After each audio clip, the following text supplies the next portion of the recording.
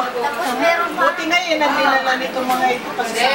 Ano yun, alam mo yun, ganun yun eh, parang gumagano. Oo,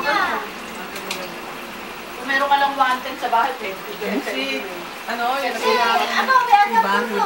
Meron akong nagibay na lang. Ano to? Transformer. Oo, yung saksakan.